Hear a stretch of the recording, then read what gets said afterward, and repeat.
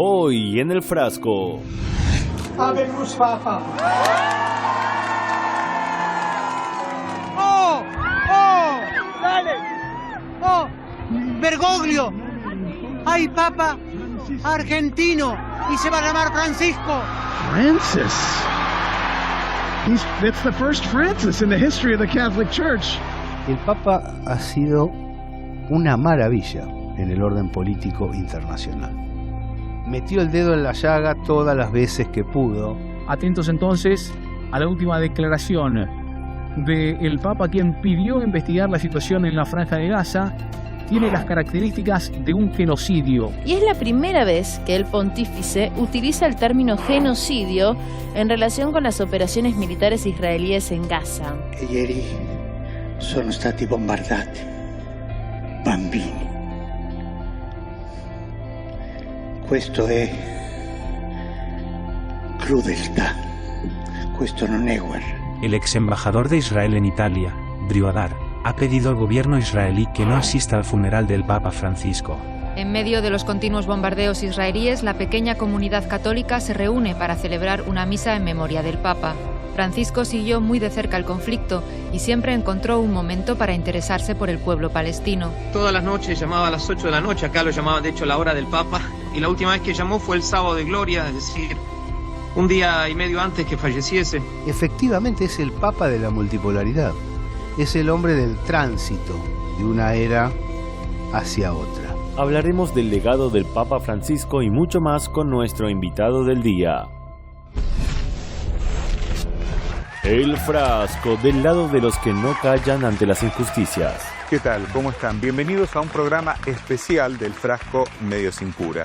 El fallecimiento del Papa Francisco generó una infinidad de condolencias, algunas honestas, otras quizás más por protocolo. Eso lo puso la producción. Y todo debido a quien indudablemente se ha convertido en una figura de relevancia planetaria. Líderes del mundo lamentan la muerte del Papa. Desde el Dalai Lama y Vladimir Putin a Lula da Silva y Giorgia Meloni, diferentes líderes de todo el mundo despidieron al sumo pontífice. Inclusive el régimen israelí, a través de su cuenta oficial en la red X, publicó el siguiente mensaje: descanse en paz, Papa Francisco, que su recuerdo sea una... Pero, ¿qué pasó? ¿Se borró? ¿Qué pasó, señor director? Estaba leyendo el mensaje y se borró. ¿Cómo? Ah, ¿lo borraron? Israel publicó sus condolencias por la muerte del Papa Francisco y luego las borró. El Jerusalem Post citó a funcionarios israelíes que dijeron que el mensaje se había publicado por error. Ya de por sí suena a patraña. ¿Será que las respuestas de usuarios enfurecieron a Netanyahu y compañía? El periodista Wyatt Reed escribió: Israel acaba de eliminar su homenaje al Papa Francisco después de recibir recordatorios de que los consideraba terroristas y amaba a los palestinos. Y para sumar una cuota más a este patético episodio, los representantes del régimen infanticida siempre pueden caer más bajo. Exfuncionario israelí insta a desairar el funeral del Papa Francisco por sus declaraciones sobre Gaza. El ex embajador de Israel en Italia, Briodar, ha pedido al gobierno israelí que no asista al funeral del Papa Francisco. Vamos a hacer una pausa y recordar quién es este sujeto llamado Dror Eidar. Vean lo que decía al aire en televisión en octubre de 2023. Per noi c'è uno scopo: distruggere Gaza. Distruggere questo un male assoluto, assoluto. Distruggere questo. Adivinen si este tipo se atrevió a acusar de antisemitismo al Papa Francisco. Claro que sí. Pero para comprender la furia israelí contra Francisco, debemos remontarnos a diciembre de 2023. El Papa condena el ataque a una parroquia de Gaza donde un francotirador israelí mató a 2 mujeres cristianas. Una mamma e sua figlia, la signora Navda Khalil Anton e la figlia Samarco Amar Anton, sono state uccise e altre persone ferite dai tiratori scelti. Qualcuno dice è il terrorismo, è la guerra. Sì, è la guerra, è il terrorismo. Esto es terrorismo, dice el Papa Francisco sobre los francotiradores israelíes que mataron a una mujer palestina cristiana que salía de una iglesia en Gaza y sobre su hija que fue asesinada a tiros mientras la ayudaba. Esta indefensión en la que se encuentran todos los palestinos en Gaza llevó al Papa a llamar a la parroquia de la Sagrada Familia no una o dos veces, y es que el sumo pontífice sabía que sus vidas peligraban y aún peligran. Iglesia en Gaza cada día recibía una llamada del Papa Francisco. Cosa avete mangiato oggi? El pollo, le ali, el resto del pollo, la salita, ¿qué tal, Santo Padre? Lo que quedó del pollo de ayer. A domani. Shukran. Todas las noches llamaba a las 8 de la noche, acá lo llamaban de hecho la hora del Papa. Y todos los días, incluso cuando entró en el Gemelli internado, trató de llamar todos los días, algunas veces un poco más espaciado. Y la última vez que llamó fue el sábado de Gloria, es decir, un día y medio antes que falleciese.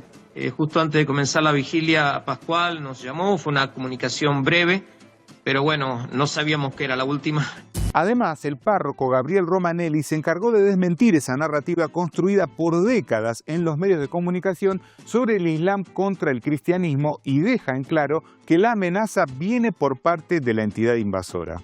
La comunidad cristiana es muy pequeña, ¿no? Éramos un poco más de 1000 personas al inicio de la guerra, pero siempre fue muy activa y con muy buena relación con los vecinos musulmanes. Bueno, la relación con los otros cristianos ortodoxos también es muy buena. Puedo asegurar que los bombardeos son terribles, fueron terribles. Nosotros hemos perdido gente, hemos perdido 49 cristianos, de los cuales 20 han muerto de muerte violenta. Es decir, el 5% de la comunidad cristiana ha muerto en esta guerra. Y después muchos heridos. Pero la agresión contra los cristianos por parte del régimen israelí no solo ocurre en Gaza, esto pasaba en Palestina ocupada durante la Semana Santa. Israel impide a los cristianos en Palestina acudir a la iglesia del Santo Sepulcro en Jerusalén este sábado santo, incluido al nuncio papal, el arzobispo Adolfo Tito Camacho Iliana. Así es como la policía israelí trata a los palestinos cristianos en Jerusalén durante la celebración de las Pascuas. Linda democracia, ¿no? Y volviendo a Gaza, la preocupación del Papa Francisco por lo que sucedía allí era tal que pidió investigar aquello que se denunció en la Corte Internacional de Justicia. Atentos entonces a la última declaración del Papa, quien pidió investigar la situación en la Franja de Gaza. Tiene las características de un genocidio. Y es la primera vez que el pontífice utiliza el término genocidio en relación con las operaciones militares israelíes en Gaza. Claro, los medios siempre encargándose de decir que la matanza indiscriminada de civiles son operaciones militares. Pero volviendo al Papa, su pedido molestó y dejó en evidencia al régimen de Tel Aviv. En noviembre de 2024, el Papa pidió una investigación para determinar si las acciones de Israel en Gaza constituían genocidio, provocando una furiosa reacción de Israel y de ciertos grupos judíos. La pregunta lógica es, si Israel dice que la acusación de genocidio en Gaza es una distorsión grosera, ¿por qué tuvo una furiosa reacción cuando el Papa pidió que se investigara? ¿A qué le teme? El Papa Francisco creía que Israel podía estar cometiendo un genocidio, por lo que si el presidente de Israel busca homenajear su legado, capaz podría influir para que la comida entre en Gaza y el ejército israelí no siga matando civiles. Ya vamos entendiendo un poco mejor el porqué del desprecio del régimen sionista hacia Francisco y su memoria, pero aún faltaba más, porque para Navidad el pesebre en el Vaticano los hizo temblar de furia. El Papa Francisco inaugura un Belén en el que el niño Jesús reposa sobre un pañuelo tradicional palestino. Un regalo de la ciudad de Belén al Papa Francisco. Por eso la cuna del niño Jesús está decorada con una kufilla, el tradicional pañuelo o bufanda palestina, que es uno de los símbolos más reconocibles tanto de la lucha de ese pueblo como de apoyo a la misma. El presidente de la organización sionista argentina tuiteó sobre esto, ni olvido ni perdón, y luego borró el tuit. Pero tal vez el verdadero motivo por el que los defensores de Netanyahu montaron en cólera fue lo que el Papa denunció en aquel momento. Ieri sono stati bombardati bambini. Questo è crudeltà, questo non è guerra. Que nada menos que el Papa denunciara el bombardeo sobre niños por parte de Israel deja expuesto no solo a los invasores, sino a Estados Unidos y a Europa, que son los garantes del horror. Pero recordemos cuál fue la réplica del Ministerio de Exteriores israelí. En el comunicado publicado en redes sociales se lee que crueldad es que los terroristas se escondan detrás de los niños mientras intentan asesinar a niños israelíes. Esa suele ser la respuesta automática del sionismo ante toda acusación. Ahora, si la resistencia supuestamente se esconde detrás de niños y por eso a Israel no le queda más remedio que asesinarlos, entonces, ¿cómo se justifica esto? If you're at war with Gaza, why are you shooting children in the skull and in the chest?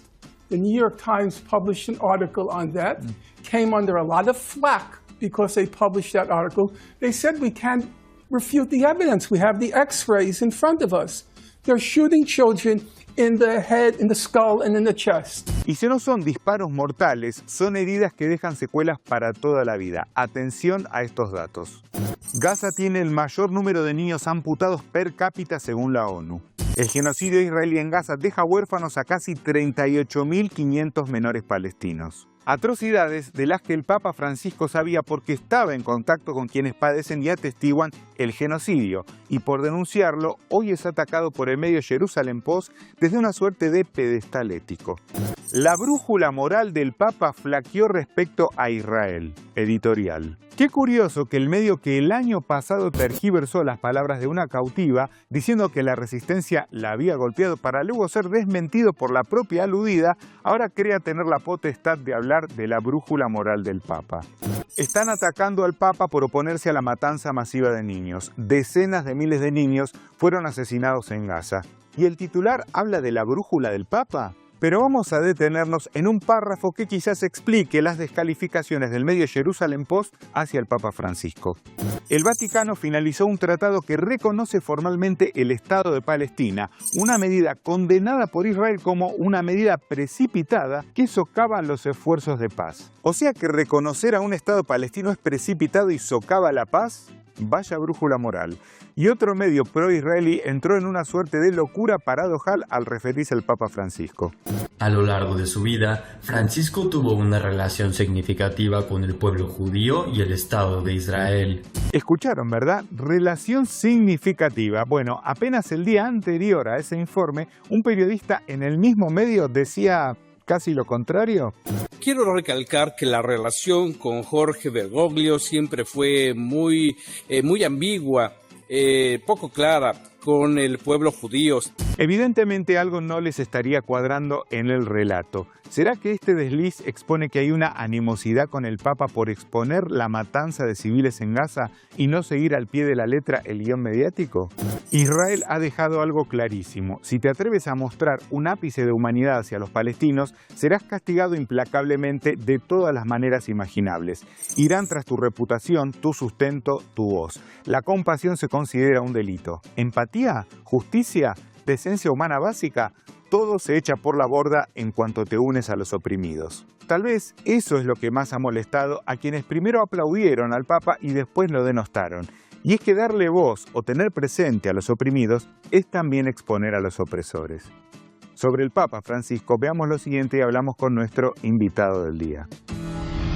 Francisco toma el control del Vaticano en un momento en el cual renace la mirada espiritual de muchas regiones del planeta. Y para quien lo dude, que observe el decurso de los pueblos islámicos y cómo se plantaron, hilvanando política y religión frente a este presente. Bueno, muy bien, y para nosotros es un gusto para hablar de este tema tan especial tener aquí en el estudio al Sheikh Abdul Karim Paz, experto en asuntos religiosos, teólogo, filósofo y podríamos decir que una persona cercana al Papa Francisco, ¿verdad? Sí, tuve varias reuniones y lo conocí aquí en Buenos Aires cuando era el jefe de la Iglesia Argentina, ¿no? A Jorge Bergoglio. Pero después en Roma siguió la relación y tuve varias veces encuentros con él. Sí. Jess, ¿crees que hay una conexión en el momento en el que llega Jorge Bergoglio a convertirse Francisco con el auge de la multipolaridad en el mundo? Sí, yo le decía que era el vocero de la multipolaridad. o sea, o el embajador, el diplomático de la multipolaridad, porque una vez Stalin se burló del Vaticano, dijo cuántos batallones tiene, como para que pretender así, digamos, estar entre los 5 grandes potencias que tienen derecho a veto. Claro. Y realmente la multipolaridad era un poco los batallones de discurso de Francisco en relación a las críticas que hacía a la concentración de poder, al poder globalizante de carácter financiero. Él hablaba de Fratelli Tutti en contraposición al descarte, a la teoría del descarte, a todas las cuestiones, digamos, insensibles, injustas de la concentración del poder, ¿no? Pero claro, su discurso, si no tuviese batallones, ya sabemos que desgraciadamente, no debería ser así, pero desgraciadamente en el ámbito de la política mundial y inclusive todas las políticas, el poder juega un rol muy importante, más que la verdad, más que la sabiduría, más que la solidaridad, más que la bondad, etcétera. Entonces dime cuánto poder tiene y bueno, entonces tendrás derecho a vetar. No es democracia porque 180 países dicen que Israel debe dejar de bombardear Gaza y un solo veto anula esa voluntad absolutamente mayoría, como le gusta decir la comunidad internacional, ¿no? O en el caso de la Corte Penal Internacional, que condena por genocidio a Netanyahu y bueno, viaja a Estados Unidos bajo un manto de seguridad. A pesar de que en teoría, digamos, deberían cumplir con las leyes internacionales y demás. Entonces, en ese sentido el Papa muchas veces se expresaba en su denuncia, en su crítica, en el recoger el grito, como él decía, el grito de la sociedad de los pobres, el grito de dolor de la pobreza, el grito de la tierra, ¿no? Y en ese sentido él quizás tuvo una relevancia a partir de que había detrás hay detrás un movimiento de cambio mundial y entonces, bueno, pesaba más que si hubiera estado solo sin nada detrás, digamos, ¿no? Claro. Ahora mencionabas el régimen israelí que en un principio envió sus condolencias y después las borró. ¿Crees que, digamos, esto tiene que ver con la posición de Francisco? Fundamentalmente en el último año y medio, ¿no? A partir del recrudecimiento del genocidio en Gaza, ¿crees que tiene que ver con eso, este distanciamiento? Bueno, evidentemente sí. Siempre se molestaron cuando el Papa en diversas oportunidades criticó a Israel abiertamente. Dijo que era un genocidio, dijo que era terrorismo, dijo que era muy cruel. En una oportunidad yo estuve con él, me acuerdo, creo que fue un viernes, suponte, y el sábado atacaron la única iglesia católica que hay en Gaza, que él se comunicaba diariamente, y allí estaba un cura argentino, y hirió a una mujer con su hijo dentro, provocó unos daños. Entonces él salió muy airado el domingo a criticar, digamos, fuertemente, a decir que eso era terrorismo, porque, digamos, ahí no era un lugar que no se podía, digamos, confundir con nada, más allá de que en muchos lugares no se pueden confundir, como son las carpas de los refugiados, los hospitales, etcétera. Pero bueno, entonces, bueno, yo estaba ya me había ido y le escribí, le dije, bueno, las condolencias, y le dije que los palestinos hace 76 años que están sufriendo eso, como, digamos, porque él se enojó mucho, obviamente, porque le afectó muy directamente, muy cercanamente. Entonces, en esa oportunidad, cuando dijo eso ese domingo, salieron a criticarlo a Netanyahu y un gran rabino de Israel escribió también muy airado, digamos, protestando cómo era eso, porque ellos nunca, viste, son inmunes, nunca se equivocan, matan 70.000 personas, pero no se equivocan. Entonces, bueno, muchas veces se enojaron y últimamente se ve que en el último discurso antes de fallecer volvió a pedir por Gaza y bueno, eso les dolía mucho, sobre todo una persona que su voz tenía un alcance especial y lo que no podían calcular era que el fallecimiento provocó que eso se reproduzca a nivel mundial miles de veces, cosa que hubiera pasado por ahí como una más, ¿no? Así es. Y también lo que trascendió es que el Papa se fue de este mundo, por lo que dijeron algunos medios, con un patrimonio de $100, ¿no? Trascendió eso. ¿Crees que esta sencillez que él llevó al Vaticano, esta ruptura, se puede decir, con las tradiciones, hizo que personas que de pronto estaban alejadas un poco de la fe empezaran a empatizar con su figura? Sí, yo creo que él en principio generó un movimiento. Él hablaba de volver a la iglesia del primer siglo. Y la iglesia del primer siglo es la iglesia prerromana, ¿no? Si bien él estaba en Roma, él le quitó mucha de la pompa romana al tema del papado, ¿no? Fue, si se quiere de alguna manera, un hombre que le dio voz a esa periferia oprimida y tuvo sus gestos y sus cosas. Y bueno, eso en el papado vale mucho porque los papas anteriores no lo habían hecho. ¿Crees que Argentina no aprovechó al máximo la posibilidad única en la historia de tener un papa argentino y latinoamericano? No, yo creo que la Argentina no estuvo para nada a la altura. No solamente nos pasó con esto, nos pasó con Favaloro, nos pasó con Maradona, nos pasó con decir, Argentina produce unos personajes que desgraciadamente son casos individuales, no tienen cobertura estatal, no tienen programación, no tienen utilización, no tienen cuidado ni protección. Pero el caso de Papa, además, yo creo que no les llevaron a la punta. Además, creo que hicieron todo lo contrario, ¿no? Es decir, no fueron por la senda que marcaba él. Ahora están todos yendo allá, pero digamos, en el momento que estaba vivo, no. Más bien le tiraban, digamos, con críticas y con acciones contrarias a su prédica, ¿no? Sheikh, hemos visto, bueno, a lo largo de las últimas décadas, fundamentalmente en los medios de comunicación, esta demonización del Islam y presentar al Islam como una suerte de enemigo del cristianismo, y sin embargo la figura de Francisco en ese sentido ha contribuido a esta fraternidad, ¿verdad? Sí, yo esto quiero dejar bien en claro. Si alguien conoce en profundidad el Islam y el cristianismo, hay una unidad estratégica entre ambos. La unidad, más allá de lo que opine cualquiera, la determinó Dios. En el sentido de que Jesús vuelve, Jesús viene a implementar el reino de Dios, el reino de la justicia, y eso lo hace junto al otro descendiente de Abraham, que es el Imam Mahdi, descendiente del profeta Muhammad. Jesús va a dar vuelta al mundo, es decir, se acaba esta historia de que lo religioso está, lo piadoso, lo virtuoso, lo sabio, lo bueno, está todo al margen, digamos, hoy de la gran política mundial.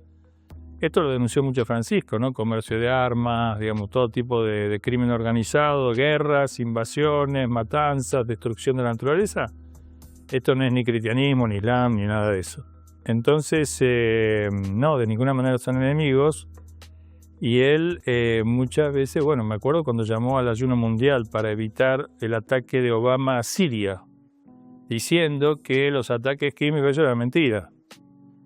Y bueno, eso ahí fue que yo dije que era un vocero del mundo multipolar, ¿no? Porque lo que los otros aguantaban, digamos, con resistencia, él lo expresaba con la boca. Y a la vez fue a ver a Ayatollah Sistani, claro, ¿no? Y además habló muy bien de Ayatollah Sistani. A pesar de que Ayatollah Sistani no firmó con él un tipo de acuerdo abrámico, esas cosas, pero sí quedó muy bien impresionado. La relación después continuó. Ayatollah Sistani además emitió un comunicado ahora del funeral. Y bueno, y eso, digamos, poner al chiismo en el diálogo interreligioso a nivel mundial, a nivel de líderes de esa envergadura, no estaba en los papados anteriores a ese nivel. Así que, digamos, si bien tenía relaciones el Vaticano con el mundo chiita, pero ese viaje realmente marcó un hito muy importante que habrá que continuar. Él tuvo una relación de amistad con nosotros porque él nos vino a visitar, porque tuvimos varias relaciones privadas con él. Hay muchas anécdotas que será para otro programa de cómo nos ayudó concretamente, porque hizo cosas muy valiosas y a mí muchas veces en privado me habló muy bien de Irán, le gustaba mucho. Bueno, Sheikh, te agradecemos mucho porque contribuye esta charla a que recordemos la memoria de Francisco y que no se pierda, ¿no?, en el espacio y en el tiempo. Sí, yo creo que lo bueno va a quedar y bueno, serán semillas, vamos a ver. Muchísimas gracias, Sheikh. Bueno, y nosotros, como siempre, nos vamos a un retro tweet. Presten atención porque está relacionado a todo lo que vimos en el programa del día de hoy. Vean. No debemos querer ser superiores a los otros, sino ser siervos y súbditos de toda criatura humana por amor de Dios. San Francisco de Asís. En su tiempo, San Francisco de Asís fue un revolucionario. Incomodó a los poderosos que veían amenazados sus privilegios y riquezas. Bergoglio toma su nombre y evidentemente en su último tramo también puso muy nerviosos a los que creen que pueden imponer su opresión y narrativa a la fuerza. Tal vez con él haya comenzado un nuevo tiempo. Los esperamos la próxima semana, como siempre aquí por Hispan TV. Muchas gracias. Questo è crudeltà, questo non è guerra.